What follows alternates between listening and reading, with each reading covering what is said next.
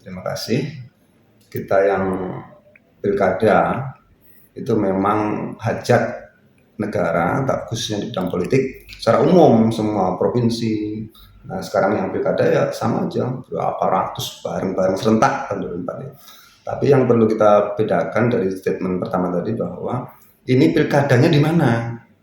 Yaitu di kota metro. Kota metro itu apa sih? Dia punya ciri khas khusus yang beda dengan seluruh kabupaten kota atau provinsi segala macam. Apa bedanya? Kita satu-satunya yang kota pendidikan di sini-sini. Oleh karena itu kalau hajatnya walaupun judulnya politik, walaupun judulnya pilkada, harus tetap cita rasa kota pendidikan. Jadi pilkada kota pendidikan. Nah, itu kota pendidikan itu. Ya, jadi yang turunannya nanti untuk merealisasikan pilkada kota pendidikan harusnya adalah politik gagasannya, politik gagasan. Jadi ketika orang banyak bermasalah, kita evaluasi pemilu segala macam diadu tidak dengan politik NPWP nomor piro wani piro, politik uang money politik. Nah politik gagasan inilah antitesisnya, obat dari NPWP itu. Nah politik gagasan turunnya dari prinsip politik kota pendidikan. Artinya teori pemilu sirkulasi elit kepemimpinan itu kan memang sistemnya banyak. Nah sekarang kita sistem pemilu langsung, pilkada langsung. Tempo hari pemilu tidak langsung oleh DPRD kalau untuk pilkada.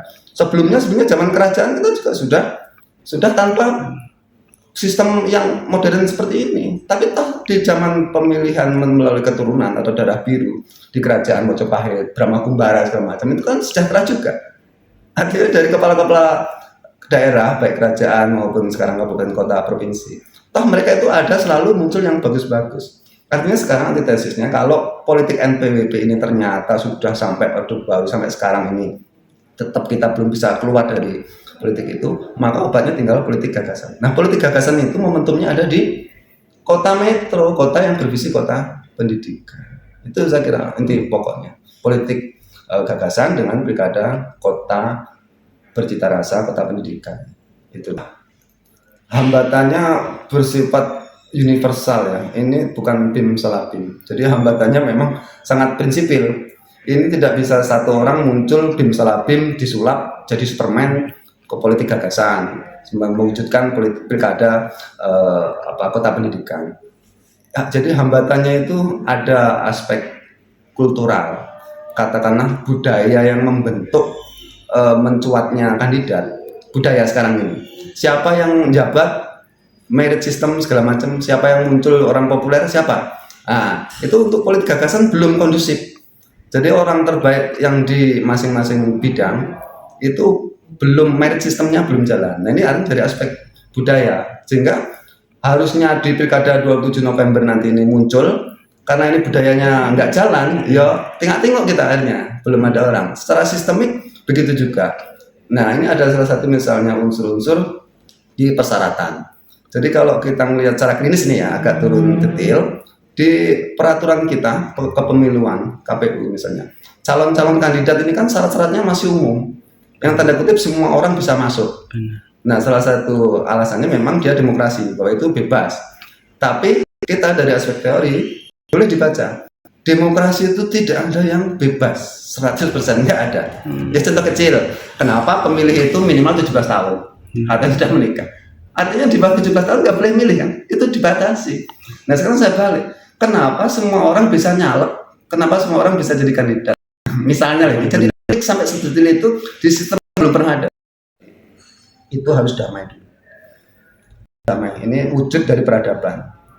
Itu pemilu itu antara lain wilayah sangat sensitif, tapi kehebatan kita ini adalah dibuat secara damai. Jadi kompetisi itu regulasinya dibuat sedemikian bahwa walaupun tapi tetap jadi minimal jangan sampai. Nah ini alhamdulillah nih agak kita optimis nih kalau Metro insya Allah bisa damai. Pemilu itu salah satu dari beberapa indikator damai adalah kompetitif.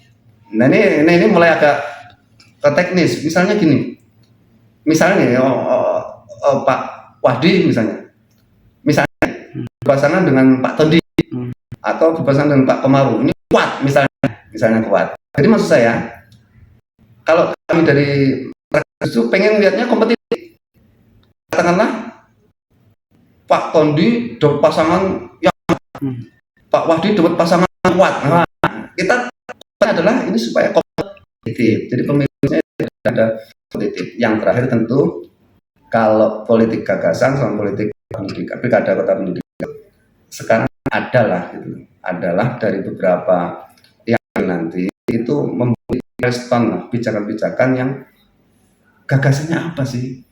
Tolong ini kita selesaikan misalnya visi kota yang kota pendidikannya itu kan belum judul wisata keluar segala macam malah kemana-mana. Nah, coba yang ini ada tokoh kota pendidikan yang gagasannya ataupun orang kan bisa muncul.